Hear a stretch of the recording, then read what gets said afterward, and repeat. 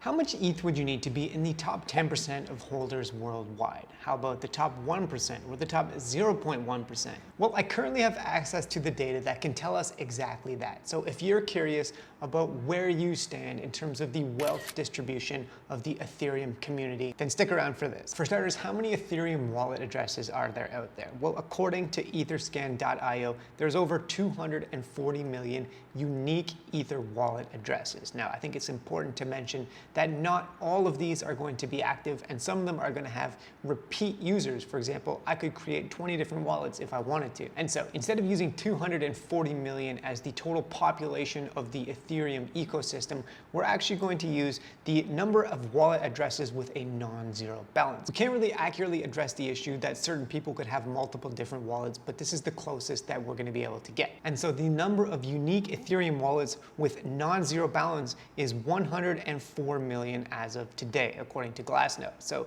less than half of the total amount of Ether wallet addresses that have been created actually have some ETH still in it. So let's use this as the total population figure and then figure out how much ETH you would need to be in the top 10% of that, top 1%, and top 0.1% of that. So for starters, what about people that have 0.01 ETH in their wallet? Where do they stand in the grand scheme of things? Well, there's 24.78 million of them. So let's round it up to 24.8 million and divide it by 105 million, which is the number of wallet addresses that actually have ETH, and then multiply by 100 to turn it into a percentage. And you can see that if you have 0.01 ETH or more, you're already in the top 23.6% of ETH holders. And so really that's telling us that a very significant percentage of the total ETH wallets out there don't have more than 0.01 ETH in it. Now, moving up the wealth distribution pie chart, there are 5,160,000 wallets that have 0.1 ETH or more in them. So if we divide 5.1 by 105 and then multiply that by 100, then holders with 0.1 ETH or more are already in the top 5%. Moving up one step further, there is 1.745, so let's say 1.75 million wallet addresses that have 1 ETH or more in them.